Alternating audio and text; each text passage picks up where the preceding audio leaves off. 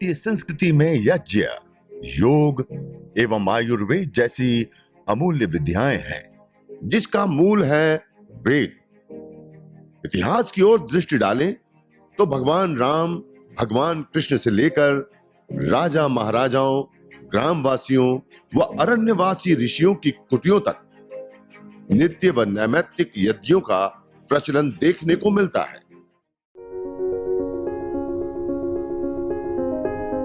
हरिवंश शुक्ला जी है थाने में, उनको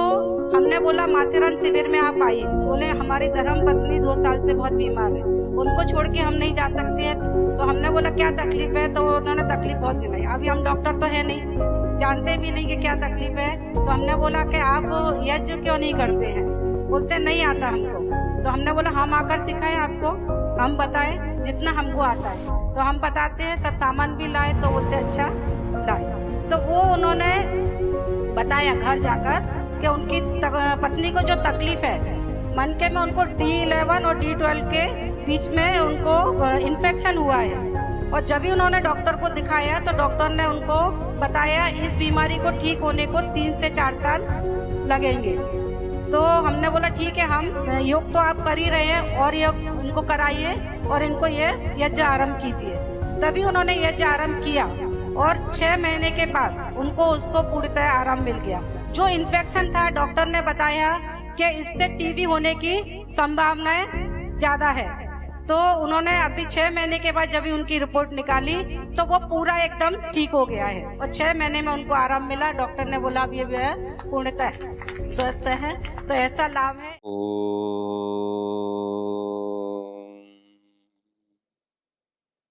सर्वरक्षक परमपिता परमात्मा को कृतज्ञता पूर्वक प्रणाम करते हुए, परमपिता परमात्मा को याद करते हुए हम पूर्व में देख रहे थे कुछ आप सभी दर्शकों के माध्यम से जो प्रश्नोत्तर आया, कुछ क्रियाविधि से संबंधित, कोई बीमारियों से संबंधित, कोई संस्कृति या यज्ञ से संबंधित जो अलग अलग प्रश्न थे, उन प्रश्नों का क्रम चला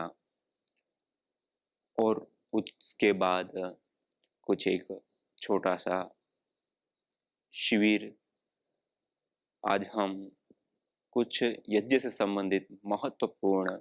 बातें आपके सामने रखना चाहते हैं, जो कि हम जिस जीवन को जी रहे हैं और इस जीवन में जो वर्तमान हमारा वायुमंडल, जल से लेकर के जिन पंच तत्वों का हम प्रयोग ले रहे हैं, उनकी स्थिति आज बहुत ही दयनीय है, अर्थात प्रदूषित है। और मनुष्य के लिए या मनुष्य के विकास के लिए या मनुष्य के स्वास्थ्य के लिए, मनुष्य ही नहीं मनुष्येतर अन्य भी जो जीवगण है, प्राणीगण है, उनके स्वास्थ्य के लिए इन पंच तत्वों की यथास्थिति होना बहुत बहुत जरूरी है। यदि यह यथास्थिति नहीं रहता है तो उसके कारण अनेक प्रकार की बीमारियों को जन्म मिलता है, अनेक प्रकार की बीमारियां पैदा होती है, क्योंकि हमारा जो मुख्य ऊर्जा का स्रोत है वह रुक जाता है, टूट जाता है, अशुद्ध हो जाता है। उसके परिणाम स्वरूप यह चीजें हमें देखने को मिलती है। और इन पंच तत्वों के शुद्धिकरण के लिए हमारे शास्त्रों में यज्ञ को महत्वपूर्ण रूप से करने के लिए कहा गया है, या इस कार्य की सिद्धि के लिए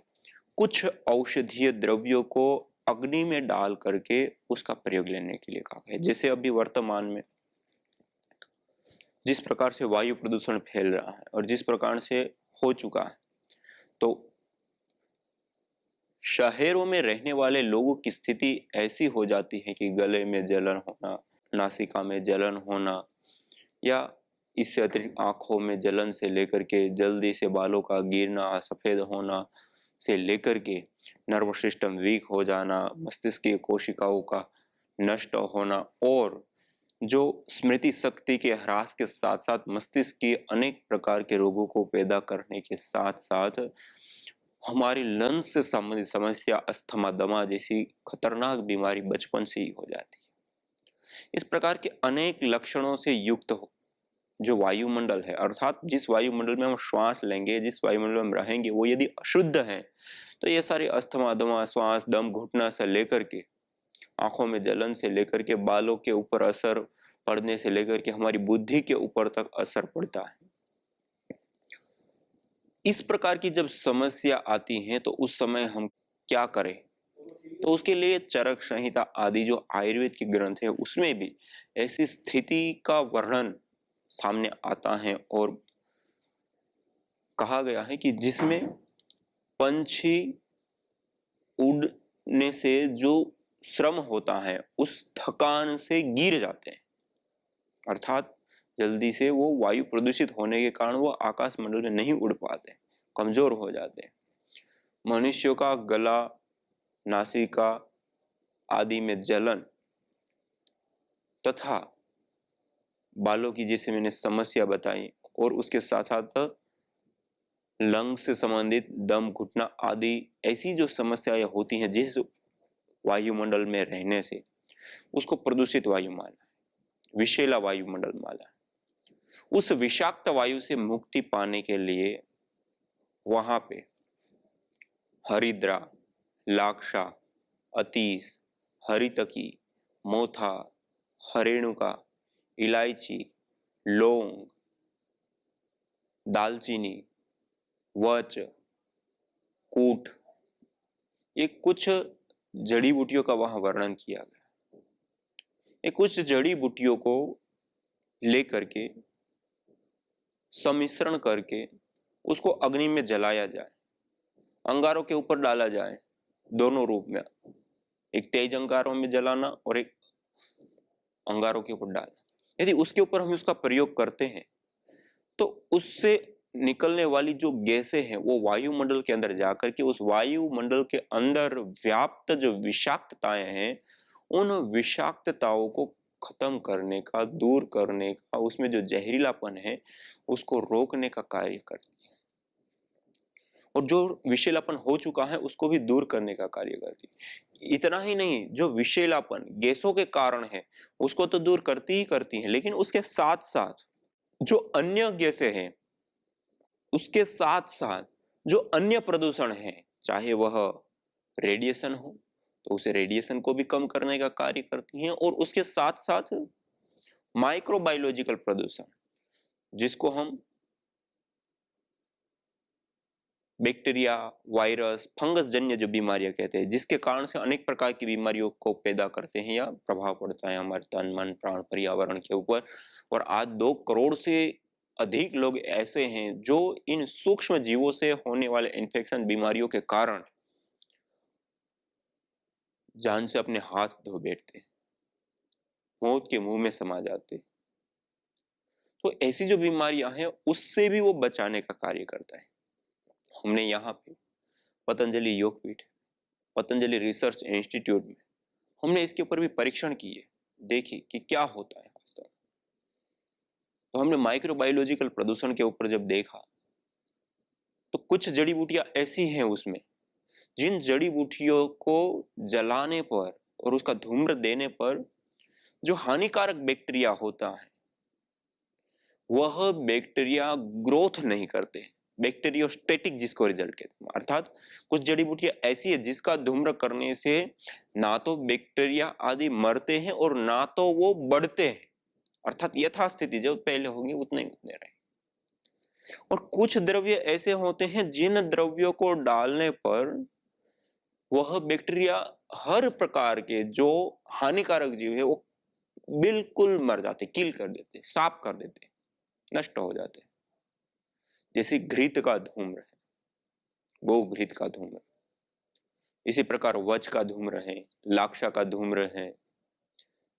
अपामार्ग जिसको चिड़चिड़ा बोलते हैं उसका धूम्र है। ये कुछ ऐसी जड़ी बूटियां होती हैं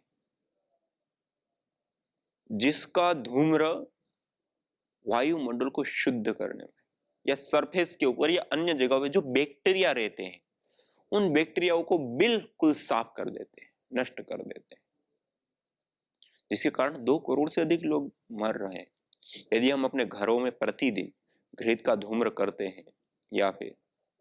लाक्षा आदि जो अन्य द्रव्य है उसका यदि हम प्रयोग लेते हैं तो निश्चित रूप से जो मैंने कहा कि लाक्षा है, घृत है, सरसों है, अपामार्ग है जिसको चिड़चिड़ा बोलते हैं, जो जड़ी बूटियां बैक्टीरिया को मारती हैं, उन जड़ी बूटियों का धूम्र यदि हम अपने घर में थोड़ी सी मात्रा में करते हैं तो हमारे घर के अंदर जो गद्दे या अन्य सामान, कपड़े लत्ते आदि बहुत सारा सामान होता है, जिसके अंदर अभी जो वर्षा ऋतु चल रही है उसमें विशेष करके सीलन बढ़ने के कारण बहुत बड़ी मात्रा में बैक्टीरिया पनपते हैं या पैदा होते हैं। जब हम यज्ञ करते हैं उसमें इन द्रव्यों का समावेश या फिर यज्ञ के बाद अंगारों के ऊपर इन द्रव्यों को यदि हम रखते हैं तो उसका उठने वाला धूम्र है, वह धूम्र इन सारे बैक्टीरियाओं को जो हमें रोग प्रदान करते हैं, जो हमें बीमार करते हैं, जो हमारे स्वास्थ्य को हर लेते हैं, जो हमें मौत तक दे देते हैं, ऐसे सारे बैक्टीरियाओं का अंत हो जाता है, दूर हो जाते हैं, नष्ट हो जाते हैं, खत्म हो जाते हैं। इसलिए हम अपने घर में भी और कभी कई लोगों के साथ ऐसी स्थिति होती है, कोई ऐसा हॉल है, कोई गोदाम है या कई जगह पे ऐसी कोई स्थिति या ऐसी कोई जगह है जहाँ पे ज्यादा बैक्टीरिया आदि आपको दिखते हैं, उस समय भी आप उस जगह पे यज्ञ करके और अंगारों के ऊपर इन जड़ी बूटियों को डाल दें पर्याप्त मात्रा में और दरवाजा बंद करके उस धुएं को भर दें और बंद कर दें। थोड़ी देर आप उसको या 12 घंटे 24 घंटे छोड़ दें तो उसके अंदर जितने भी बैक्टीरिया होंगे सब मर जाएंगे, किल हो जाएंगे, साफ हो जाएगा वो। आयुर्वेद में भी जो औषध निर्माण के लिए जिन पात्रों का प्रयोग किया जाता है उन पात्रों को भी इसी प्रकार अंगारों के ऊपर कुछ जड़ी बूटियां विशेष डाल करके उसके ऊपर उल्टा रख दिया तो उसका धूम्र उस पात्र के अंदर भर जाता है और 12 घंटा 24 घंटा उसको ऐसे ही रहने देते हैं और कुछ ऐसा होता है कि थोड़ी देर में ही वो साफ कर देता है, थोड़ी देर रहने देते हैं तो उसके अंदर जो भी बैक्टीरिया आदि प्रभाव था उसको वो नष्ट कर देता है, शुद्ध कर देता है। और एक घटना मैं आपको बताना चाहूंगा, गुजरात की एक घटना है। एक भाई ने मेरे को इस घटना से विशेष रूप से अवगत कराया कि एक जगह पे एक हॉल में बहुत बड़ी मात्रा में उन्होंने प्याज को भर दिया। प्याज भरने के बाद वो प्याज उसमें सड़ने के बाद जब उस प्याज को निकाल दिया तो उस हॉल के अंदर बहुत बड़ी मात्रा में बदबू आ रही थी, गंध आ रही थी प्याज की भी और उसके साथ जो सड़ांध थी उसकी भी। उन्होंने कई बार उसको साफ कराया, धुलवा दिया, केमिकल डाल लिया, सब कुछ कर लिया, लेकिन उस वॉल के अंदर से वो जो तेज गंध थी वो गंध नहीं गई। उसके बाद उन्होंने जो भी लोगों ने स्प्रे छिड़कने के लिए कहा, जो भी सुगंधित स्प्रे आदि आते हैं वो छिड़के, उसका भी कोई प्रभाव नहीं। अर्थात वो स्प्रे को छिड़कते हैं तो उतनी देर वो सुगंधित रहते हैं, थोड़ी देर के बाद वो वापस वही स्थिति। फिर उनको किसी ने कहा कि आप उस स्थान पे यज्ञ करें और औषधीय धूम्र करें।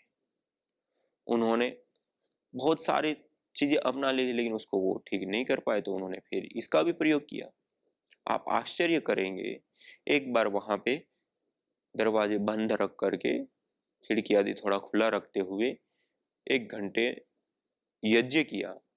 उसके बाद खिड़की दरवाजे सब बंद करके उन अंगारों के ऊपर घृत आदि जो जड़ी बूटियां हैं उन जड़ी बूटियों को उसके ऊपर पर्याप्त मात्रा में डाल करके होल को बंद कर दिया। 2 दिन के बाद उन्होंने उस होल को खोला। उस होल के अंदर किसी भी प्रकार की कोई ऐसी गंध नहीं रही जो प्याज या सड़ान से संबंधित थी, जबकि यज्ञ करके जो सुगंधित द्रव्यों को उसमें डाला था वो सुगंधी उस होल में आ गई। अर्थात कोई भी गंध आती है तो उस समय उसके जो बैक्टीरिया आदि होते हैं वो वर्तमान होते हैं उस वायुमंडल में भी और उस फर्श सरफेस के ऊपर भी या दीवारों में आदि। तो हम जब इस प्रकार से करते हैं तो वो भी शुद्ध हो जाता है। तो हम कोई नए घर में रहने जाते हैं, जैसे वास्तु होम कहा जाता है, तो वास्तु होम में भी हम कोई घर में रहने जाते हैं उससे पहले वो किया जाता है और उसका कारण भी शोधन होता है कि हम जाएं उससे पहले जो उसके अंदर वायु भरी हुई है या जो उसके अंदर हम कहीं से पत्थर लाए हैं, लोहा लाए हैं, रेत लाए हैं और भी 50 चीजें और 50 जगह से सामान आया है और हमने इस घर को बनाया सब और चिपका करके, लगा करके। अब इस घर के अंदर शुद्धिकरण करने के लिए यज्ञ किया जाता है, उसको वास्तु होम कहा जाता है। जब उस यज्ञ को हम करते हैं तो उस यज्ञ से उस घर के अंदर जो दूषित वायु है वो बाहर निकल जाती है, शुद्ध वायु अंदर आ जाती है और बैक्टीरिया, वायरस, फंगस या कई सारे जो पदार्थ आए वो पदार्थ भी कई प्रकार के अलग अलग पदार्थ अलग अलग प्रकार की एनर्जी, ऊर्जा और वेवलेंस को छोड़ने वाले होते, जैसे कार्बनिक पदार्थ होते तो कई प्रकार के रेडिएशन भी छोड़ते। तो ये सारे जो रेडिएशन या नेगेटिव ऊर्जा या किसी भी प्रकार का कोई शोधन की अपेक्षा है वो सारे के सारे प्रकार का शोधन उस घर में कर देती है। एक दक्षिण भारत की एक रिसर्च भी ये बताती है, वास्तु होम में उन्होंने 3 बिल्डिंगों में, बड़ी कोई संस्था थी उनके पास 3 बिल्डिंगें थी बड़ी बड़ी और उन्होंने वास्तु होम कराया। उस वास्तु होम में 3 बिल्डिंग ली, उसमें एक बिल्डिंग में यज्ञ किया और 2 में नहीं किया और तीनों बिल्डिंगों में उन्होंने अलग अलग समय पे एक निर्धारित करके तीनों में एक साथ वहाँ के वायुमंडल के अंदर जो गैसें होती हैं, SOx, NOx आदि से लेकर के जो भी अलग अलग गैसें, उनका और बैक्टीरिया आदि के सैंपल रखे और उनको उन्होंने मेजर किया कि जहाँ पे हम यज्ञ करते हैं उस बिल्डिंग में और जहाँ पे हम नहीं करते उसमें क्या अंतर आता है। आप आश्चर्य करेंगे, वायु प्रदूषण और माइक्रोबायोलॉजिकल प्रदूषण, दोनों प्रदूषण जो अन्य बिल्डिंगें थी उसमें बढ़ी हुई बहुत मिली और जिस बिल्डिंग में उन्होंने वास्तु होम कराया उस बिल्डिंग के अंदर माइक्रोबायोलॉजिकल प्रदूषण और केमिकल प्रदूषण दोनों ही खत्म हो गए, दूर हो गए। आप इस रिसर्च को देखते हुए भी निर्णय ले सकते हैं कि जिस घर में हम रहते हैं उस घर में शुद्धता हो, पवित्रता हो, नेगेटिव ऊर्जा एनर्जी ना हो, शुभ ऊर्जा हो, सात्विक ऊर्जा हो, जिस वायुमंडल में रहने से प्रसन्नता, सुख, शांति और उच्च विचारों से हम युक्त होते हो, सुरभि से युक्त होता हो वातावरण, जीवनीय शक्ति से युक्त होता हो, ऐसा कार्य कोई है तो वो यज्ञ है, तो उसको हम स्थान दें अपने घर में। वास्तुओं आदि कोई नए घर में रहने जाना आदि में तो हम हवन करें, करना ही चाहिए, लेकिन प्रतिदिन भी हमें घर में यज्ञ करना चाहिए क्योंकि हम जिस घर में रहते हैं उसमें सैकड़ों प्रकार के सामान रखे हुए हैं। सूर्य की धूप भी हमारे घर में उतनी नहीं आती। आज खिड़की दरवाजे भी ऐसे हो गए कि पर्याप्त मात्रा में जो बाहर की वायु का अंदर प्रवेश होना होता है, बहाव होना चाहिए, वो भी नहीं होता। तो आज वर्तमान समय में जिस प्रकार की हमारी टेक्नोलॉजी या कहे कि जो बिल्डिंग या हमारे घर बनाने की जो रीति है वो ऐसी रीति आ गई है कि कम से कम जगह में हम रह पाए और सारा सामान रख पाए, ऐसी स्थिति हो गई है। जबकि हम प्राचीन घरों को देखें या प्राचीन शिल्प कला आदि को देखें जिसमें हमारे भवन निर्माण आदि का जो विधि विधान है, तो उसमें खिड़की, दरवाजे आदि किस प्रकार के होने चाहिए कि जिस ऋतुओं के अनुसार किस ऋतु में किस दिशा से हवा बहेगी और वो हवा हमारे घर के आर पार हमेशा बहाव को लेकर के रहें, इस प्रकार के घर बनाए जाते हैं। और उसकी ऊंचाई भी ज्यादा हुआ करे क्योंकि जब गर्म होती है, घर में कोई गर्मी होती है तो वायु ऊपर की ओर उठती है, ऊपर की ओर उठती है तो ऊपर चल जाती है, जबकि हमारी तो छत ही इतनी होती है कि 8-10 फीट और पहले 12 से 14 फीट से भी ऊपर तक की छतें हुआ करती है और उसमें वो ऊपर की ओर, और जैसी छत होती है उसके पास में झरोखे रखे जाते थे साइड में, ऊपर की साइड में चारों ओर। तो उष्ण वायु जब ऊपर उठती है तो वो बाहर निकल जाती है। तो इस प्रकार से एक व्यवस्थित रूप से हमारे को स्वास्थ्य देने वाला जो घर होता है ऐसा निर्माण किया जाता है। आज हम घर का जो निर्माण करते हैं उसमें ज्यादा से ज्यादा पैक कैसे हो, खिड़की, दरवाजे, सब चीजें जितना ज्यादा पैक होगा, अंदर एसी लगा हुआ होगा, आदि आदि कई चीजें हमारे सामने होती हैं। उन सारी चीजों को यदि हम देखें तो वो हमारे स्वास्थ्य के ऊपर शुभ या अच्छा असर नहीं डालेगी। जो बाहर की वायु है उसका बहाव हमें चाहिए, वो हमें नहीं मिलेगा, ताजी हवा नहीं मिलेगी, शुद्ध हवा नहीं मिलेगी। तो इस प्रकार से कई सारी चीजें आज हमारी जीवन पद्धति के साथ जुड़ चुकी है। यदि इससे हम बचना चाहते हैं तब भी हम अपने घर में प्रतिदिन अग्निहोत्र यज्ञ करें। लखनऊ की एक रिपोर्ट है, रिसर्च पेपर है, उसमें भी उन्होंने इस बात को सामने रखते हुए इनको सिद्ध किया है कि जिस कमरे के अंदर उन्होंने यज्ञ किया और उस यज्ञ के अंदर जिन द्रव्यों का प्रयोग किया उससे जो गैसें बनी, उन गैसों ने 94 से 96% तक बैक्टीरियाओं को खत्म कर दिया, दूर कर दिया, नष्ट कर दिया। तथा इससे अतिरिक्त जो वहां का वायुमंडल था कमरे का, उसके अंदर जो गैसें हानिकारक होती हैं वो भी कम।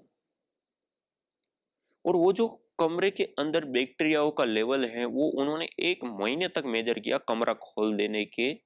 24 घंटा कमरा बंद रखने के बाद जब दरवाजे खोल दिए, उसके बाद 1 महीने तक उन्होंने मेजर किया और 1 महीने तक के में वहां के वायुमंडल के अंदर जो बैक्टीरिया का लेवल है वो सामान्य से भी बहुत कम था। और कुछ बैक्टीरिया तो ऐसे, जो कई सारे इन्फेक्शन करने वाले कई सारे बैक्टीरिया ऐसे थे जो बैक्टीरिया 1 महीने के बाद भी वहां पे आए ही नहीं, पनपे ही नहीं, पैदा ही नहीं हुए। तो इन सारी चीजों को देख करके हम अपने ऋषि मुनियों के द्वारा प्रदत्त जो श्रेष्ठतम कर्म कहा गया, यज्ञो वै श्रेष्ठतमम कर्म, उस यज्ञ को, हवन को, अग्निहोत्र को हम अपने जीवन में धारण करें, अपने आचरण में लाए, अपने घर में हम उसको अपनाएं, प्रतिदिन यज्ञ करें। हम निश्चित रूप से हम वायु प्रदूषण से तो बचेंगे, उसके साथ साथ हम कई सारी प्रकार की अन्य समस्याओं से भी हमारा निश्चित रूप से बचाव होगा, उत्तम स्वास्थ्य मिलेगा और बीमारियां तक भी इस यज्ञीय वायुमंडल में रहने से और इस यज्ञीय धूम्र को सूंघने से हमारी दूर हो जाती है। तो इस प्रकार के अनेक लाभ देने वाला, जैसे दृष्ट लाभ, भौतिक लाभ, शुद्धिकरण के लाभ तो दृष्ट है, उसके साथ साथ पुण्य की प्राप्ति, आध्यात्मिक उन्नति से लेकर के अनेक प्रकार के अदृष्ट लाभ भी सिद्ध होते हैं। तो ऐसा दिव्य भागवत श्रेष्ठतम जो ईश्वरीय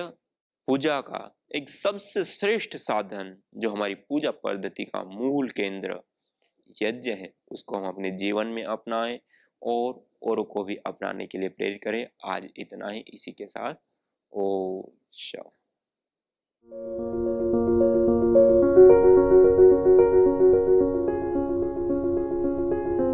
पूना का एक केस आया कि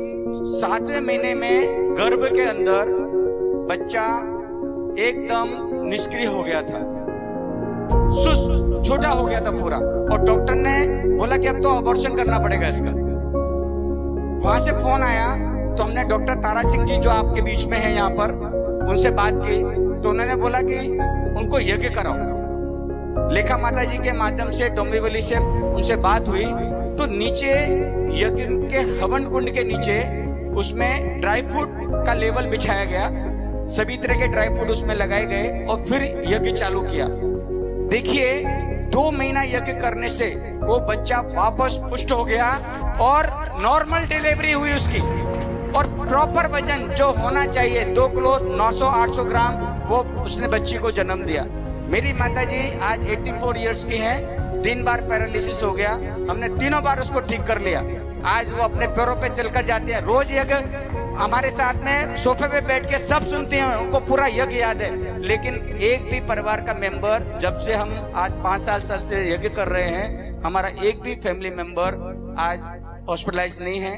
डॉक्टर की मेडिसिन नहीं ले रहा है, और ज्यादा से ज्यादा अभी हम योग और यज्ञ को ही बढ़ाते चले जा रहे हैं। यज्ञ भारतीय संस्कृति का मूल है। तो आइए हम संकल्प लें, संसार के श्रेष्ठतम कर्म यज्ञ को अपनाएं, पिंड और ब्रह्मांड में संतुलन कायम करने वाले यज्ञ को अपने जीवन का अभिन्न अंग बनाएं एवं प्रकृति मां के प्रति अपने ऋणों को अदा करें। विश्व स्वास्थ्य का एक नारा, यज्ञ से होगा जग उजियारा। भारतीय संस्कृति की अमूल्य विरासत यज्ञ की महिमा को जानने हेतु वैदिक चैनल पर प्रतिदिन प्रातः एवं सायं 11:30 बजे यज्ञ महिमा कार्यक्रम से जुड़े। विशेष जानकारी हेतु संपर्क करें। मोबाइल 9068565306।